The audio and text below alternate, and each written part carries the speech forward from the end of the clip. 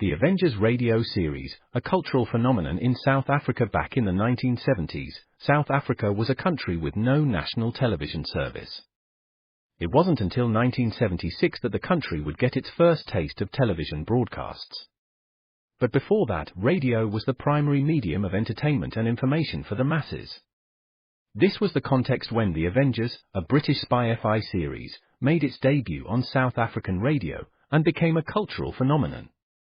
The Avengers was a British television series that originally aired from 1961 to 1969. The show revolved around the adventures of John Steed, a suave and sophisticated secret agent, and his various female associates.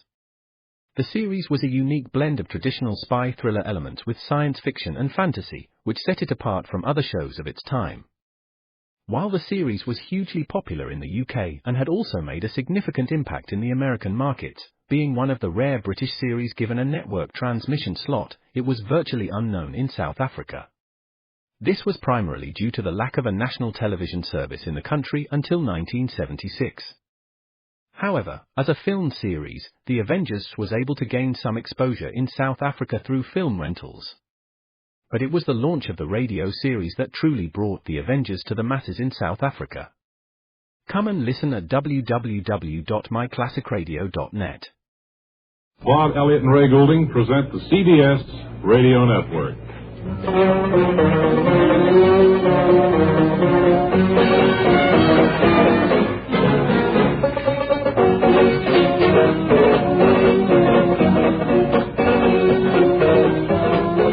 Thank you, and hello again, everybody. And isn't this the start of a week, if I ever saw one? A beautiful start. Was it just Friday that we had the songwriter on who proved that he was such a phony? I think Goya so. Saput. Because I noticed we have Dean Archer Armstead, whose theme, Old MacDonald Had a Farm, was one of the songs that Goya claimed he wrote. We had an interesting mail response to Mr. Saput's appearance here just Friday, and although we won't go into him now, suffice to say that for those of you who have written and you'd like to get some recognition of that fact, yes, we did get the letter, and we've turned the remarks over to Mr. Saput, and 3 letters we've turned over to the postal authorities. I think we'll be hearing no more from Mr. Saput, and we are sorry that we were taken in by this unseemly trap that he laid for us. Right. Now then, if we could have Old MacDonald Had a Farm.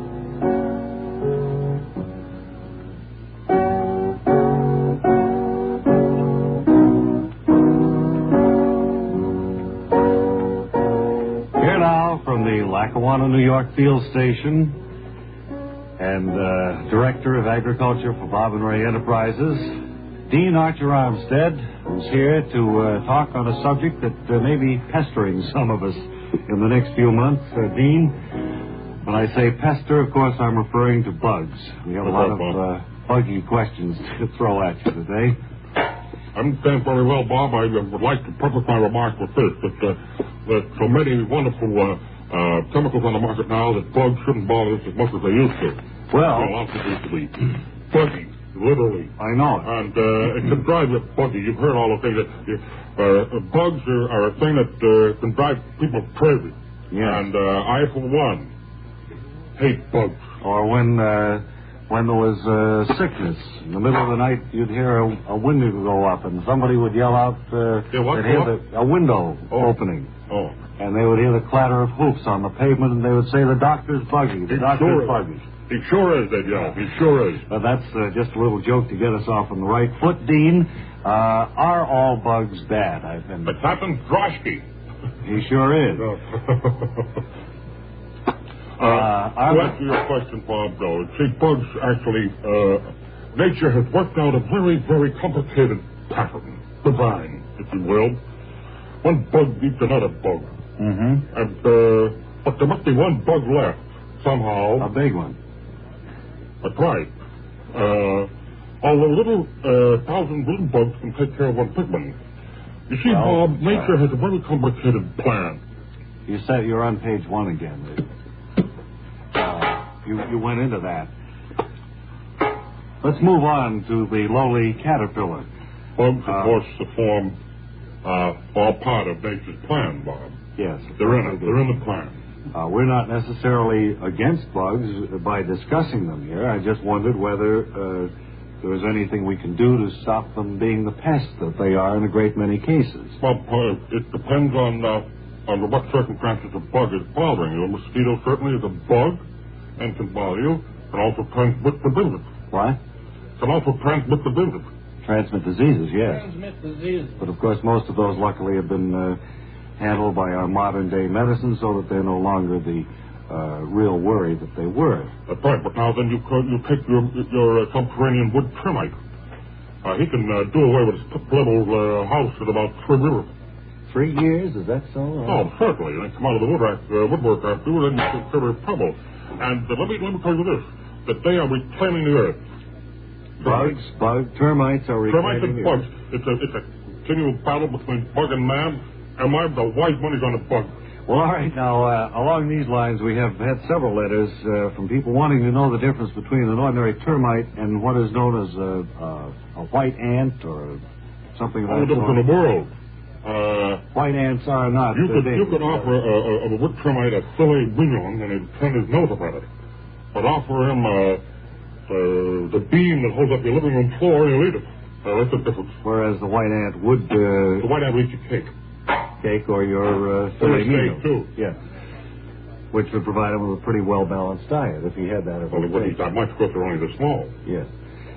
Well, then, I guess we've covered the... Just by the show over, I'm scratching like a fool. Yeah, it's driving me We're just going to sum up a little bit here. It felt good when it started. Now I'm all rather sticky. Yeah. Well, it is a sticky subject to get into. It was a subject that had to be discussed.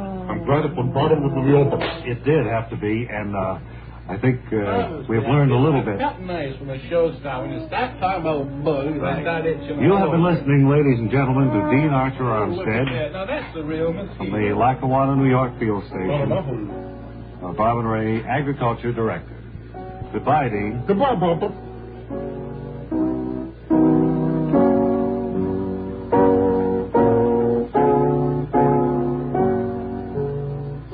We've had a lot of inquiries regarding that theme, too. It's a Stan Kenton recording of Old MacDonald Had a Farm. Hope that answers that question. And I think his great arranger, Pete Rugolo, I think so. set that arrangement. It's really nice. It's slow at the beginning, but then towards the middle, the part that you never get to hear, it really drags in there. Someday we'll play it in its entirety in answer to many requests. If we feel mad enough at you. I just don't think a person should be seen on the screen. What do you mean? All right, please. Will you take the buggy conversation out into the airlock, please? Thank you. Now, let's see. We should make mention of something here. What is it? Well, this item that the gentleman brought around to our studios looked pretty important. He had graying temples, double-breasted pinstripe suit. George Perkins, no doubt. You don't often see spats like that anymore, Bob. Anyway, he left us this booklet here, free booklet.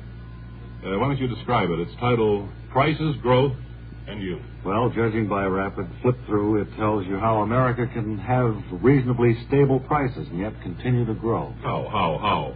For your free gratis copy of Prices, Growth, and Youth, write to American Assembly, Columbia University, New York 27. Write as often as you wish. The neatness and originality of your request doesn't count for anything. Just keep the postcards coming in.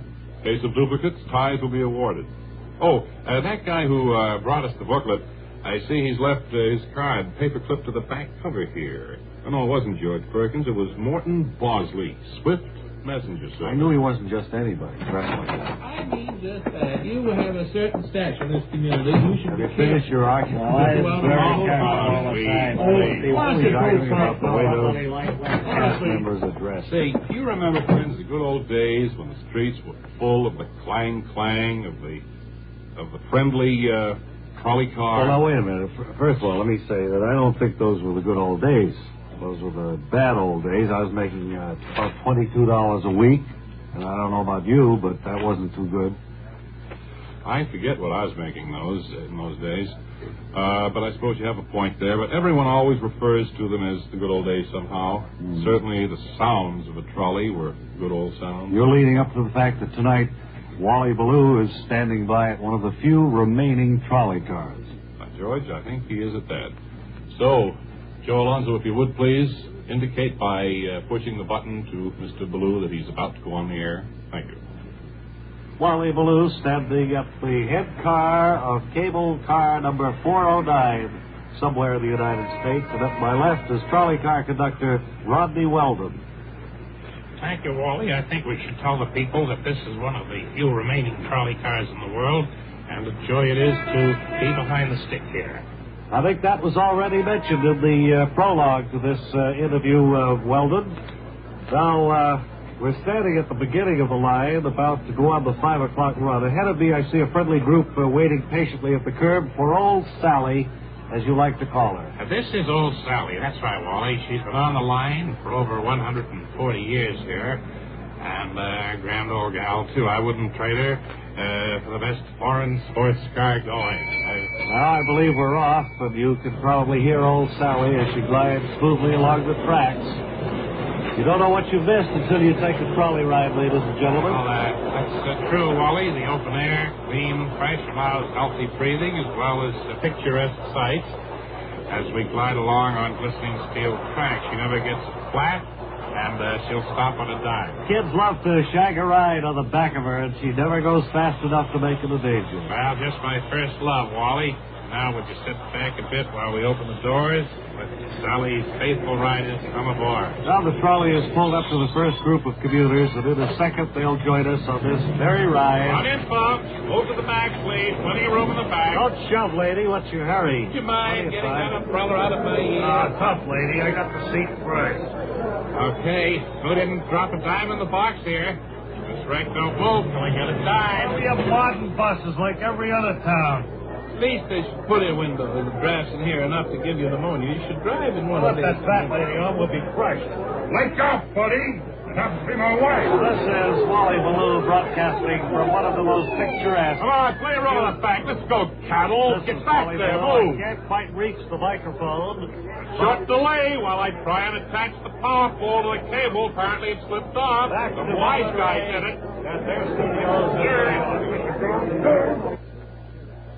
There you have a colorful picture of Americana, of the days that are fast disappearing. Bob, then now, if you would please, with our next commercial. Ray, my friend, we are at a blank spot. On this particular day, there is not a next commercial. I say that every once in a while, hoping that you'll say, Ray, you thought there wasn't one here, and then you'd start to read one. Well, we just happened to hit a spot where there wasn't, but it does allow, it is a blessing in disguise, because it allows us time to talk with some of the interesting people who are gathered here to watch this radio program go out over the airwaves. I think I notice on my cards here that we have a malcontent somewhere in the audience. Would you stand up, sir? Okay. Where are you from? Kentucky, if it means anything to you. No, it doesn't make too much difference where you're from, but You know, I don't care much where you come from, either. I'd like to know Can I maybe... sit down now, or I can stand like an idiot there? Well, why don't you sit down and I'll move on to the It's okay with me. gentleman whose card bears the profession of beefeater. Is that, would that be you, sir? You look quite husky and... Are you insulting or I what? wasn't looking at you, Mother. I was looking at that gentleman there on the right side of our audience. Gentleman wearing that funny-looking hat? Yes, I believe he's a beefeater. Are you a beefeater, sir? Sundays, usually. Uh-huh. What actually do they do? I know it's quite an honor. What we do is traditionally we guide the Tower of London. Yes.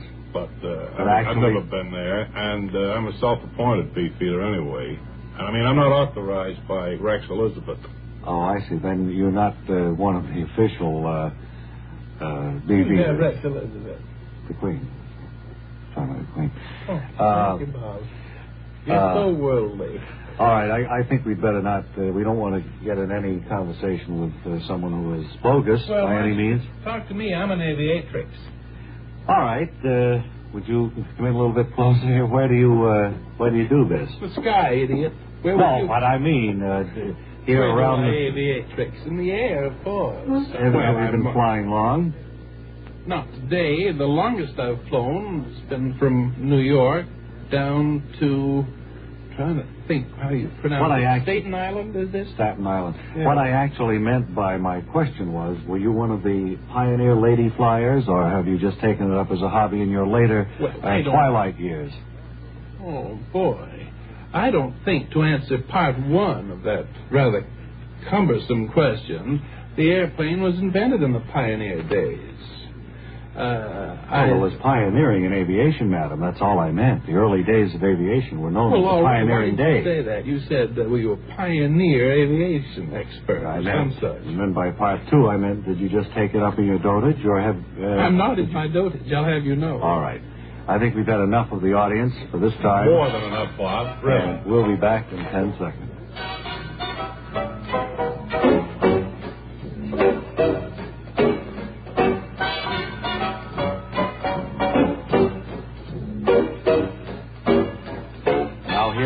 Bob and Ray. Thank you. Till tomorrow, Ray Goulding reminding you to write if you get work. Bob Elliott reminding you to hang by your thumb. This is the CBS Radio Network. You're on 74 KCBS, AM/FM, San Francisco. San Francisco.